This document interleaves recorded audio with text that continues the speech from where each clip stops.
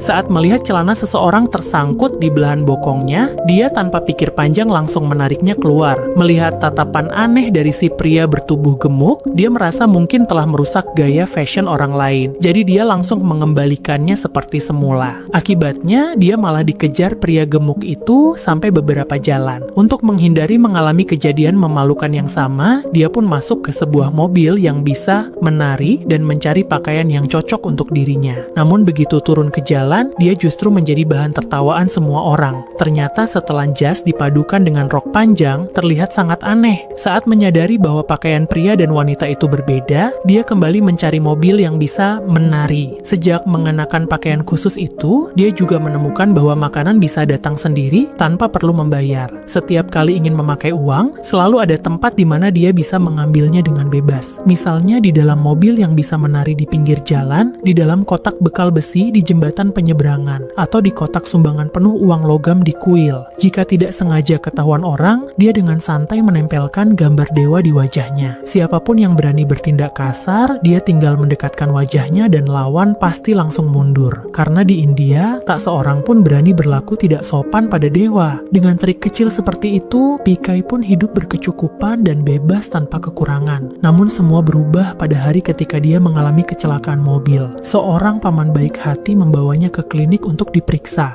Setelah memastikan bahwa dia tampak kehilangan ingatan, paman itu memutuskan membawanya pulang ke rumah. Di tengah perjalanan, dia menyadari PK sepertinya seorang bisu. Padahal PK tidak bisa berbicara karena dia sebenarnya adalah alien dari planet lain. Di planet asalnya, mereka berkomunikasi lewat pikiran. Untuk mempelajari bahasa makhluk lain sebenarnya sangat mudah, cukup dengan memegang tangan mereka. Namun ketika PK mengulurkan tangan ke arah sang paman sopir, paman itu langsung terkejut setengah mati. Karena salah paham, paman itu buru-buru mengeluarkan kartu identitas sambil menjelaskan, "Aku jenis kelamin laki-laki, suka perempuan." Barulah Pikai sedikit mengerti. Di bumi, pria tidak boleh sembarangan memegang tangan pria lain. Sejak itu, dia mulai mengarahkan perhatiannya pada para wanita, entah itu perempuan yang sedang mengambil air, ibu rumah tangga yang sedang memasak, turis asing yang sedang berlibur, bahkan pengantin perempuan di sebuah pesta pernikahan. Akibatnya, dia hampir saja dicincang pengantin pria dengan pisau. Kalau bukan karena paman itu selalu turun tangan menyelamatkannya, entah sudah berapa kali dia mati. Paman itu mengira PK hanyalah pemuda dengan gairah berlebihan, lalu membawanya ke surga berbayar dunia manusia. Di sana bukan hanya boleh bebas pegangan tangan, para perempuan juga sangat aktif dan ramah. PK dengan penuh semangat langsung memegang tangan seorang perempuan dan menariknya dari malam hingga pagi hari berikutnya. Akhirnya dia benar-benar menguasai sistem bahasa India. Dengan penuh semangat, dia segera menemui paman itu dan menceritakan seluruh kejadian dari awal sampai akhir.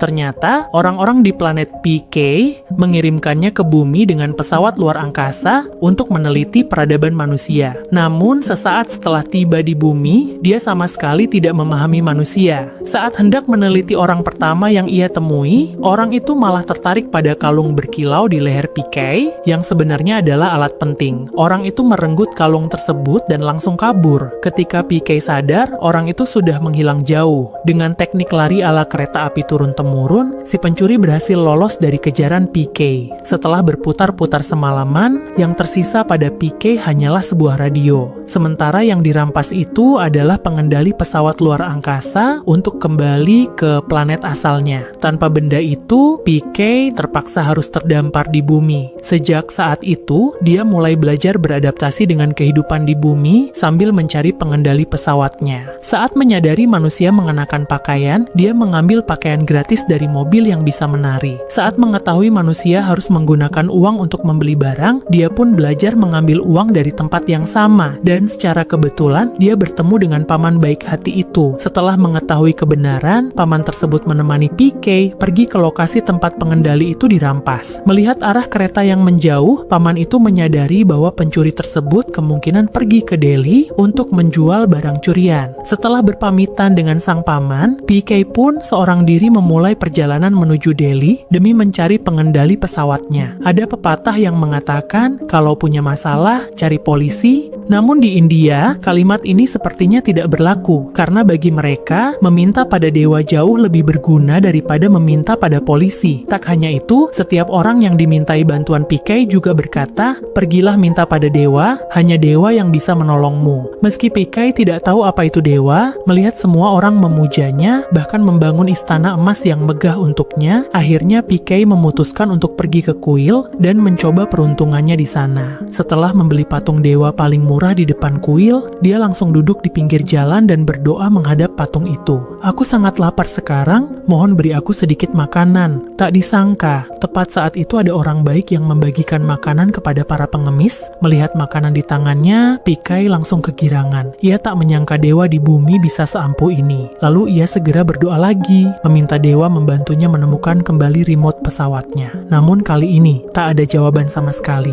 PK mengira patung dewa itu rusak atau kehabisan daya. Ia pun segera kembali ke pedagang untuk meminta layanan purna jual. Namun pedagang itu berkata semua patung dibuat secara manual, tidak mungkin rusak dan jelas tidak membutuhkan baterai. Jawaban itu justru membuat PK semakin bingung. Sebetulnya, kamu yang menciptakan dewa atau dewa yang menciptakanmu? Pertanyaan itu membuat si pedagang terdiam. आप भगवान को बनाया कि भगवान आपको? Ia mengira PK agak tidak waras, lalu membujuknya membeli banyak persembahan dan menyuruhnya pergi ke kuil untuk bertanya pada dewa yang lebih besar. Setelah mengantri berjam-jam dengan susah payah dan mempersembahkan semua persembahannya, yang ia dapatkan justru hanya seorang pria botak yang mengajaknya adu suit. PK tidak mengerti mengapa dewa menerima uang, namun tidak membantu apapun dan juga tidak memberi tanda terima. Belum sempat ia menuntut penjelasan, ia sudah terdorong keluar oleh orang-orang di belakang yang juga ingin berdoa. Dengan perasaan kesal, PK pergi ke kantor polisi. Ia ingin melaporkan dewa yang menerima uang tapi tidak bekerja. Namun ia justru dimarahi dan dianggap pembuat onar. Saat polisi menggeledah tubuhnya dan menemukan kartu nama seorang pastor, sikap mereka langsung berubah. Sambil tersenyum dan menyatukan kedua tangan, polisi berkata, Tuhan yang kamu yakini adalah Yesus, jadi sebaiknya kamu kembali ke gerejamu untuk bertanya. PK pun mengikuti saran itu. Ia membawa perlengkapan ibadah Hindu ke gereja, berniat memanggil Tuhan dengan cara Hindu. Akibatnya, ia langsung diusir dengan cara Kristen. Saat hendak keluar, PK melihat pendeta sedang mengangkat gelas minuman untuk Tuhan. Ia pun salah paham, mengira Tuhan sudah bosan dengan kacang dan air kelapa. PK kembali mencari mobil yang bisa menari untuk mengambil uang, lalu membeli minuman keras. Namun saat ia membawa minuman itu dan hendak masuk ke masjid, ia langsung diusir oleh umat muslim yang taat aturan halal. Kalau saja ia tidak lari cepat dan meloncat ke bus, pasti ia sudah diajari bagaimana aturan halal yang sebenarnya. Begitu naik bus, ia melihat seorang wanita dengan wajah penuh kesedihan. PK berniat memahami apa yang terjadi dengan cara memegang tangannya, namun malah dianggap sebagai pria cabul yang menggoda seorang janda. Orang-orang menjelaskan, perempuan yang mengenakan pakaian putih berarti suaminya telah meninggal. Tak lama setelah turun dari bus, PK bertemu seorang pengantin wanita mengenakan gaun putih bersih. Ia pun segera menyampaikan belasungkawa, namun kembali diberitahu bahwa janda seharusnya memakai pakaian hitam. Tak lama kemudian, 3 perempuan berpakaian hitam datang dari arah depan. Kali ini PK merasa sudah belajar dari kesalahan. Ia tidak langsung menyampaikan belasungkawa, melainkan bertanya dengan sopan. Apakah suami kalian sudah meninggal? अब तीनों के पति मर गए का? दिखा ही साथ? Akibatnya, para suami mereka yang berjalan di belakang langsung memarahinya. Aku masih hidup dan sehat. Setelah mengalami tak terhitung pelarian demi pelarian, PK salah berpikir, mengira di dunia ini tidak hanya ada satu Tuhan, dan setiap Tuhan memiliki kelompok pengikutnya sendiri. Namun ia tidak tahu dirinya termasuk kelompok yang mana, dan tidak tahu kepada Tuhan siapa ia harus berdoa agar berhasil. Ia berpikir setiap orang pasti memiliki tanda khusus. Maka ia pergi ke ruang bersalin untuk mengamati bayi-bayi yang baru lahir, ingin melihat di mana tanda agama manusia berada. Tak mengejutkan, ia kembali dikejar orang-orang hingga beberapa jalan. Karena tak bisa menentukan dirinya termasuk golongan mana, PK memutuskan untuk menyembah semua Tuhan dari setiap agama. Dengan begitu, pasti ada satu yang benar. Sejak saat itu, ia mulai mengunjungi berbagai tempat ibadah dan mengikuti beragam ritual keagamaan yang aneh. Perlahan-lahan, ia menyadari di negara yang ganjil ini, agama telah meresap ke setiap lapisan masyarakat dan budaya. Bahkan dalam kehidupan sebagian besar rakyatnya, agama memiliki peran yang menentukan dan membimbing segalanya. Setelah lama tersesat dan kebingungan, PK akhirnya melihat seorang aktor yang memerankan Dewi. Ia mengira akhirnya menemukan Tuhan yang sejati, lalu segera mengikutinya diam-diam. Untuk mencegahnya kabur lagi, PK bahkan mengunci pintu toilet dan memaksa agar ia segera membantu mengambilkan remote pesawatnya. Mendengar kata-kata dan permohonan PK yang membingungkan, sang aktor ketakutan dan mengira bertemu orang gila. Ia memanggil siapapun, tak ada yang menjawab, memohon pada dewa pun tak ada yang menolong. Akhirnya ia memanfaatkan kelengahan PK untuk melarikan diri. Namun PK terus mengejarnya tanpa henti. Kejar-kejaran itu berakhir di sebuah acara besar, dan di sanalah PK akhirnya benar-benar melihat remote yang dicarinya selama ini. Ternyata seorang penipu agama di atas panggung membeli benda itu dari pasar gelap, lalu menipunya menjadi benda suci milik dewa. Ia tidak hanya memperdaya orang-orang dengan kebohongan, tetapi juga sengaja mengadakan acara ziarah besar-besaran, bahkan mengajak para pengikut mengumpulkan dana untuk membangun sebuah istana megah demi memuja dewa suci tersebut. Saat PK melihat remote itu, ia begitu terharu hingga hampir menangis. Ia mengira Dewi telah menampakkan mukjizatnya. Melihat wajah PK yang berlinang air mata, si penipu agama mengira ia adalah pengikut yang sangat taat, sehingga bukan hanya tidak menghentikannya mendekat, ia malah memintanya maju dan membagikan kesaksian. Namun ketika mengetahui bahwa PK mengincar benda suci milik sang dewa, si penipu agama langsung berubah sikap dan memerintahkan satpam untuk mengusirnya. Baru pada tengah malam, PK dibuang ke jalanan yang sepi. Meski gagal mengambil kembali barangnya, PK mulai percaya bahwa Tuhan pasti akan memberinya petunjuk. Maka ia mulai mencari Tuhan dengan cara membagikan selebaran. Suatu hari saat PK membagikan pengumuman pencarian Tuhan di stasiun kereta bawah tanah, ia secara tak terduga menarik perhatian seorang reporter perempuan bernama Jagu. Jagu adalah seorang jurnalis muda yang ambisius, namun di stasiun televisi tempatnya bekerja, ia hanya diberi tugas meliput berita-berita kosong yang dibuat-buat. Begitu melihat PK yang aneh, ia langsung sadar bahwa ini bisa menjadi berita besar. Namun, ketika ia menyampaikan idenya kepada atasan, atasannya dengan tidak sabar berkata, mencari Tuhan itu urusan agama, menemukan Tuhan barulah disebut berita. Ia sama sekali tak ingin lagi berurusan dengan agama. Ternyata sebelumnya ia pernah meliput seorang penipu agama, dan akibatnya ia ditembak hingga pantatnya berlubang 3 kali. Lebih parah lagi, penipu agama itu kebetulan adalah pendeta yang disembah oleh ayah Jagu. Sejak kecil, rumah mereka dipenuhi foto-foto sang penipu. Di bantal, tas sekolah, spray, bahkan dinding kamar mandi pun tak luput. Meski sudah ditolak tegas oleh atasan, demi menggali sisi gelap para penipu agama, Jagu tetap memutuskan untuk menyelidiki PK terlebih dahulu, untuk melihat apakah ia layak dijadikan bahan berita. Tak lama kemudian, ia menemukan PK di dekat sebuah kuil. Saat itu PK sudah bukan lagi orang polos seperti dulu. Ia dengan cekatan melepas sandal, lalu menguncinya.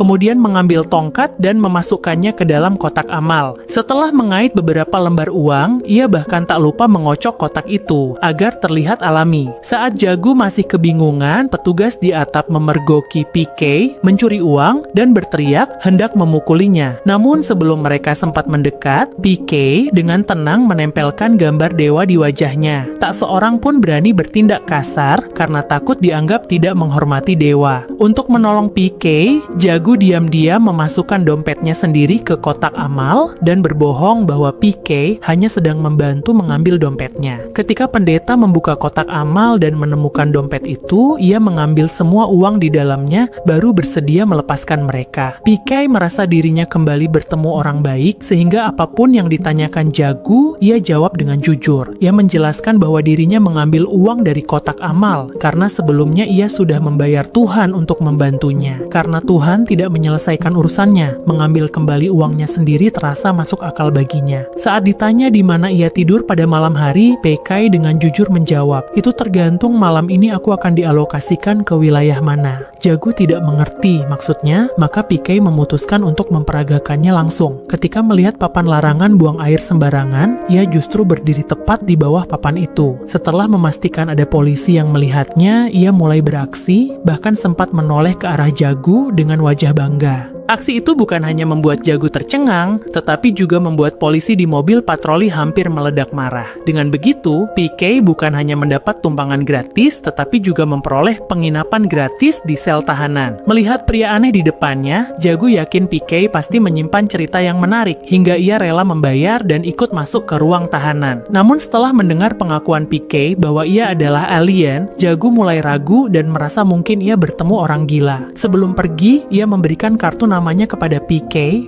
dan sambil menjabat tangannya berkata, "Kalau ada apa-apa, hubungi aku." Melihat orang baik itu tidak mempercayainya, PK langsung mengungkap seluruh isi hati Jagu. Hal itu membuat Jagu merasa ia perlu menggali lebih dalam lagi. Ia pun langsung membayar uang jaminan dan membebaskan PK. Namun bahkan setelah keluar dari kantor polisi, Jagu tetap tidak percaya bahwa hanya dengan berpegangan tangan PK bisa mengetahui segalanya. Saat PK hendak mendemonstrasikannya lagi, tangannya tiba-tiba ditarik oleh seorang kakek. Kakek itu mengaku istrinya sakit parah dan membutuhkan 500 rupiah untuk biaya pengobatan. PK bukan hanya memberinya 500, ia bahkan menambahkan 100 lagi sebagai uang tip. Jagu tertawa dan berkata, "Katanya kamu tahu segalanya, orang tua itu jelas penipu." Namun PK menjawab, "Aku tahu tujuan sebenarnya dia meminta uang." Ia menjelaskan bahwa kakek itu seumur hidupnya akhirnya berhasil menabung cukup uang untuk merayakan ulang tahun istrinya di restoran bintang 5. Namun sang istri memesan es krim yang membuat biaya mereka melebihi anggaran. Agar tidak ketahuan, ia terpaksa keluar untuk meminta-minta uang. Jagu tidak percaya pada omong kosong PK, maka ia diam-diam mengikutinya. Tak disangka, semuanya benar-benar terjadi persis seperti yang dikatakan PK. Saat itu juga, Jagu akhirnya yakin bahwa PK benar-benar seorang alien, dan malam itu ia membawanya pulang ke rumah. Keesokan paginya, seseorang salah sambung telepon ke rumah Jagu, bersikeras menanyakan kondisi seorang temannya yang sakit. Akhirnya Jagu ikut saja alurnya dan berbohong dengan mengatakan, "Temanmu sudah meninggal karena tidak tertolong." Barulah si penelepon berhenti bertanya. Namun kesalahan telepon itu justru membuat PK tercerahkan. Ia yakin bahwa orang-orang pasti salah menyambungkan jalur komunikasi dengan Tuhan, sehingga doa banyak orang tidak pernah terkabul. Misalnya, si penipu agama menerima paket yang salah, maka remote miliknya pun dianggap sebagai benda suci. PK tetap teguh percaya akan keberadaan Tuhan. Meski bagi Jagu teorinya terdengar konyol, ia tidak buru-buru meluruskannya. Siapa tahu kesalahpahaman ini justru bisa menjadi berita besar. Setelah beberapa hari mengamati, Jagu menyadari bahwa cara berpikir PK tentang Tuhan sangat sederhana dan murni, namun justru menyentuh dan sulit dibantah. Ia pun meminta PK mendemonstrasikan teorinya di hadapan para pimpinan stasiun televisi. Tak disangka, sudut pandang PK yang unik benar-benar menaklukkan mereka. Pimpinan pun langsung setuju mengundang PK ke acara wawancara televisi. Untuk mendapatkan materi yang lebih kuat, Jagu membawa PK langsung ke lokasi kegiatan sang penipu agama. Seorang pengikut memohon bantuan karena istrinya sakit parah. Si penipu pura-pura berkomunikasi dengan Tuhan, lalu menyuruh si pengikut menempuh perjalanan ribuan kilometer selama 8 hari ke sebuah kuil terpencil untuk membayar nazar. Begitu mendengar itu, PK langsung tak bisa tinggal diam. "Kamu pasti salah sambung," katanya. "Kalau kamu sakit, orang tuamu pasti akan membawamu berobat, bukan menyuruhmu menempuh ribuan kilometer ke kuil rusak seperti itu." Si penipu agama langsung panik, hanya bisa menyuruh anak buahnya segera menari dan melakukan ritual untuk menutupi situasi. Namun percakapan PK dan penipu itu sudah terekam dengan jelas, dan Jagu bahkan menayangkannya di televisi secara besar-besaran. Ia juga dengan tegas mengecam bahwa penipu itu sama sekali bukan utusan Tuhan. Tak lama kemudian, si penipu melancarkan serangan balik. Ia menuduh PK tidak beriman dan karenanya tidak bisa dipercaya. Saat ia merasa telah kembali unggul, keesokan harinya PK muncul lagi, kali ini membawa orang-orang dengan pakaian dari berbagai agama. Penipu itu dengan percaya diri menebak agama mereka hanya dari penampilan, namun semuanya salah. PK pun menegaskan bahwa Tuhan sejati tidak mungkin mengenali pengikutnya hanya dari pakaian luar.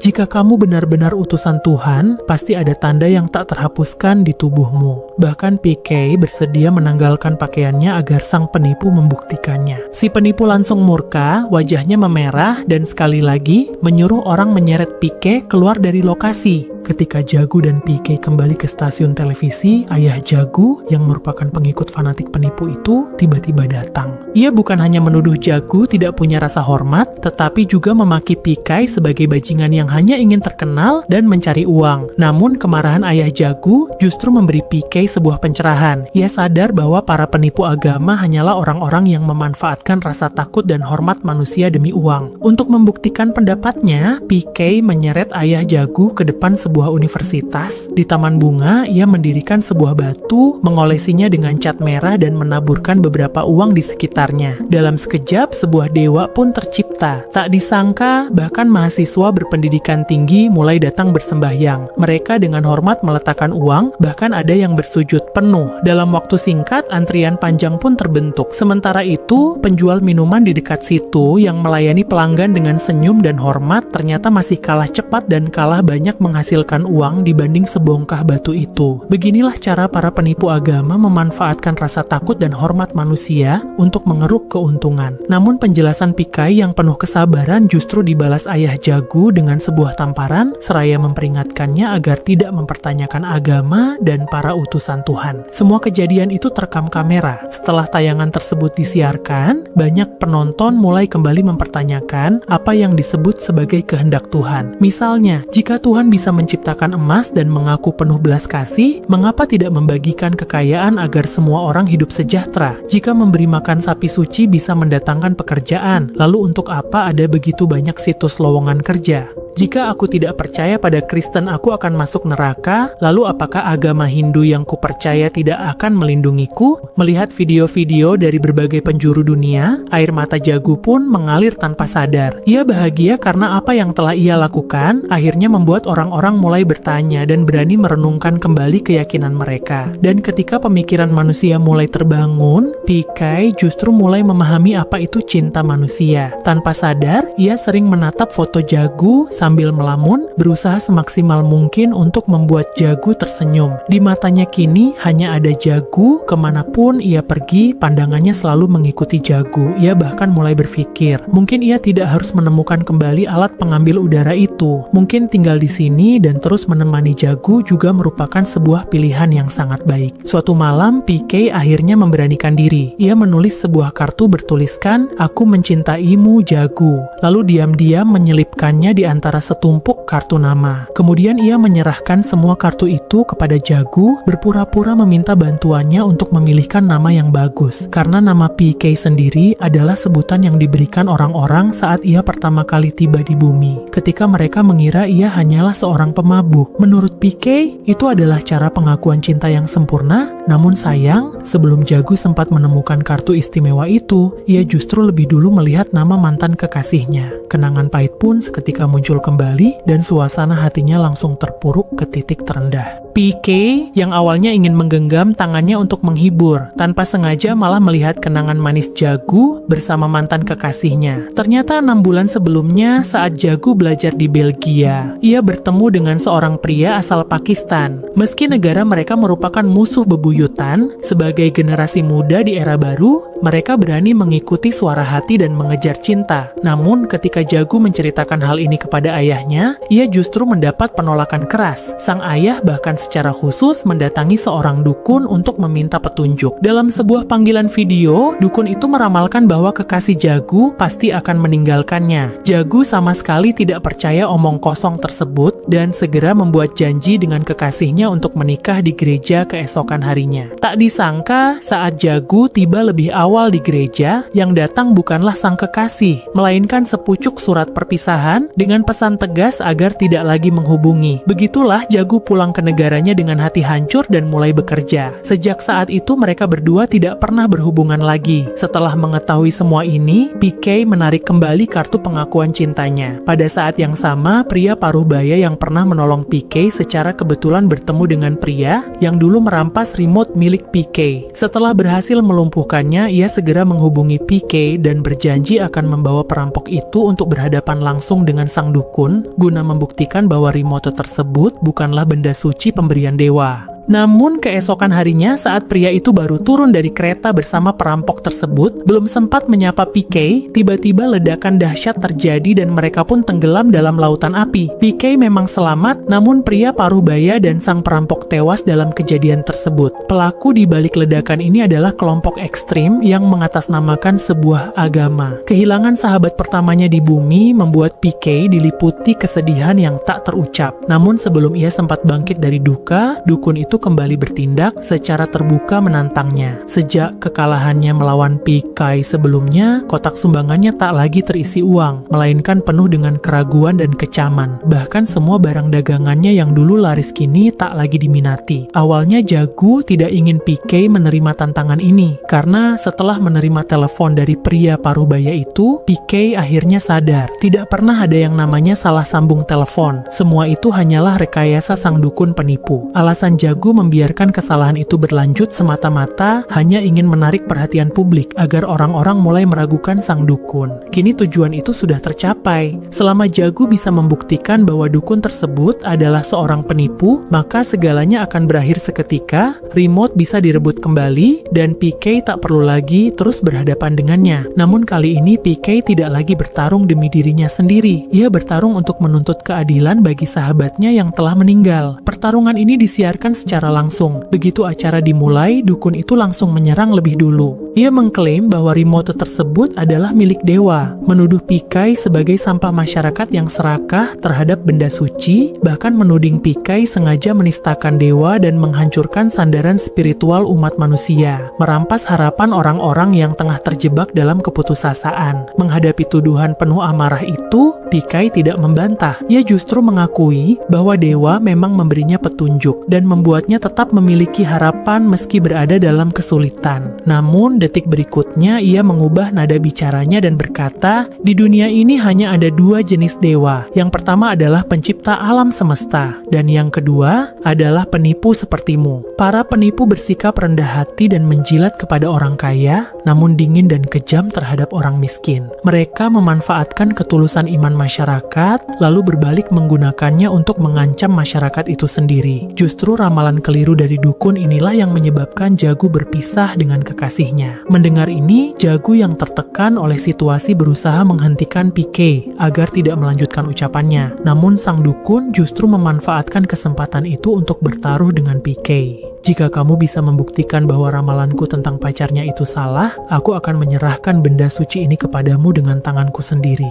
Namun jika tidak, kamu harus berlutut dan mencium kakiku di depan umum. Saat semua orang mengira PK pasti akan mundur, ia justru menyetujuinya dengan penuh keyakinan. Ternyata PK telah melihat kebenaran melalui ingatan Jagu. Hari itu, sang kekasih sebenarnya sedang membantu menjaga seekor anak kucing milik seorang gadis. Tak lama kemudian, seorang anak kecil mengantarkan surat kepadanya. Awalnya, surat itu hendak diberikan kepada gadis pemilik kucing tersebut. Namun, karena sebuah kesalahan, surat perpisahan itu justru sampai ke tangan Jagu. Ketika melihat kalimat penutup "jangan pernah menghubungiku lagi", ia pun membuang surat itu dan pergi dengan hati yang hancur. Untuk memastikan kebenaran, pimpinan stasiun TV meminta Jagu segera menghubungi mantan kekasihnya. Namun, saat itu, nomor pria tersebut sudah tidak aktif dan pihak kampus pun menolak memberikan informasi kontak lulusan. Untungnya, Jagu teringat bahwa mantan kekasihnya pernah bekerja paruh waktu di kedutaan besar. Saat ia menelepon ke sana, pihak kedutaan langsung menebak bahwa penelepon itu pasti Jagu. Karena setiap hari tepat pukul 9, pria itu selalu menelepon, menanyakan apakah ada seorang gadis bernama Jagu yang menghubungi. Selama lebih dari setengah tahun, ia tak pernah absen sehari pun, hingga seluruh staf kedutaan hampir dibuat gila olehnya. Setelah memastikan identitasnya, pihak kedutaan segera menghubungi pria tersebut. Begitu Jagu mendengar suaranya, ia langsung menangis terseduh-seduh. Barulah terungkap bahwa hari itu sang kekasih terlambat tiba di gereja karena terjebak macet, dan ia pun melihat surat di bangku dengan tulisan "jangan hubungi lagi". Sejak saat itu, keduanya sama-sama mengira telah ditinggalkan, dan akhirnya benar-benar terputus kontak. Namun sang pria selalu merasa bahwa suatu hari Jagu Jagu pasti akan menghubunginya. Karena itulah ia terus menelepon ke kedutaan setiap hari. Dengan demikian, kesalahpahaman antara Jagu dan mantan kekasihnya akhirnya terungkap dan terselesaikan. Pada saat itu, dukun yang kebohongannya terbongkar menyadari ada yang tidak beres dan berniat kabur diam-diam dengan membawa remote tersebut. Namun usahanya segera diketahui dan dihentikan oleh ayah Jagu. Kini sang ayah tidak lagi keras kepala dan dengan tangannya sendiri ia menyerahkan remote itu kepada PK. Namun mata PK justru dipenuhi air mata, bukan karena bahagia bisa pulang, melainkan karena berakhirnya sebuah cinta. Setelah mendapatkan kembali remote-nya, PK memutuskan untuk kembali ke planet asalnya. Keesokan harinya ia ditemani Jagu menuju tempat pertama kali ia mendarat di bumi. Saat ia mengambil koper itu tak sengaja terbuka. Di dalamnya, selain beberapa kaset, isinya hanyalah baterai. Jagu penasaran mengapa ia membawa begitu banyak baterai. PK pun menjelaskan, "Aku telah merekam seluruh dunia dengan kaset ini, nanti aku bisa mendengarkan kembali suara-suara dari sini menggunakan baterai itu." Saat itu, PK menyadari masih ada satu koper baterai yang tertinggal di bus, lalu ia bergegas mengejarnya. Sementara menunggu dengan bosan, Jagu penasaran suara apa saja yang telah direkam PK. Ia pun memasukkan satu kaset secara acak. Tak disangka, isinya hanyalah suaranya sendiri. Merasa ada yang janggal, ia mengganti kaset lain. Hasilnya tetap sama. Akhirnya Jagu mendengarkan seluruh kaset milik PK, dan di dalamnya tak ada suara lain selain suaranya.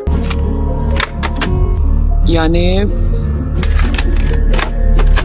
यार वैसे तुम हम बड़े क्यूट हो उस दोस्त के लिए जिसने माना अपनी जेब से फकीर है Barulah ia sadar bahwa dirinya adalah seluruh dunia bagi PK. Tak hanya itu, ia juga menemukan kartu pengakuan cinta di dalam koper. Pada saat itu, PK datang sambil terengah-engah membawa koper. Jagu menatapnya dengan mata berkaca-kaca, berulang kali menanyakan apa sebenarnya yang direkam dalam kaset-kaset itu. Namun alien yang selama ini tak pernah berbohong, kini telah belajar kebohongan dan penyembunyian ala manusia. Meski ia tahu perasaannya telah terbongkar, ia tetap mengalihkan pembicaraan. Tepat saat itu, kapal luar angkasa dari planet asalnya mendarat. PK pun mengangkat kopernya dan pergi tanpa menoleh ke belakang. Mungkin ia takut jika menoleh, Jagu akan melihat air mata perpisahan di wajahnya. Selama beberapa bulan berada di bumi, PK telah mempelajari banyak hal, termasuk kebohongan demi kebaikan. Ia juga mengajarkan banyak hal kepada manusia, salah satunya jika benar-benar mencintai seseorang, maka berilah ia kebebasan. Kelak, Jagu menulis sebuah buku untuk mengenang PK dan berterima kasih kepadanya karena telah memberinya seorang ayah dan seorang kekasih yang baru. Film ini berjudul PK. Adalah film komedi fantasi yang disutradarai oleh Rajkumar Hirani, dibintangi oleh Amir Khan dan Anushka Sharma, dan dirilis pada tahun 2014.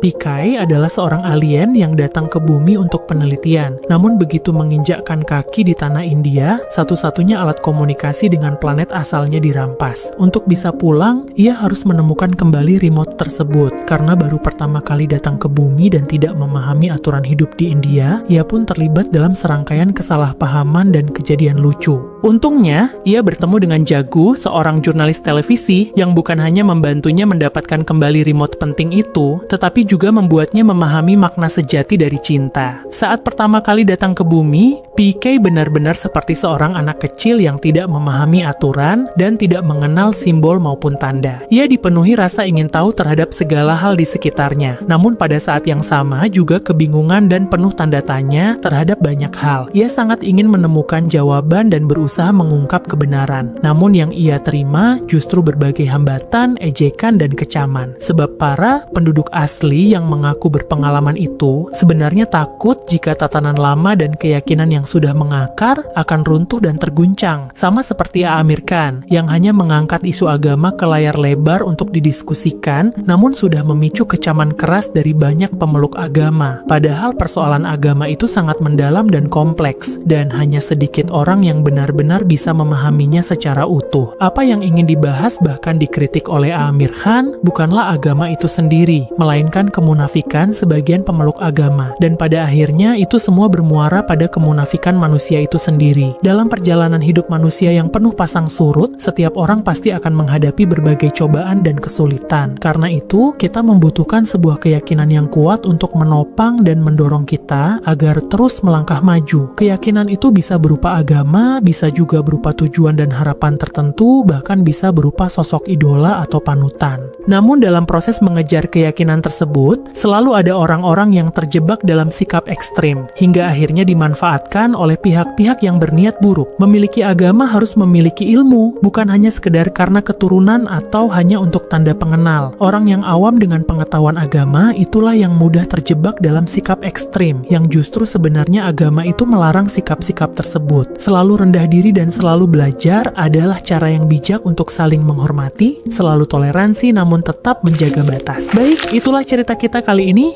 Jangan lupa menekan tombol like dan subscribe dan berikan komentar. Terima kasih dan sampai jumpa pada kisah-kisah menarik lainnya.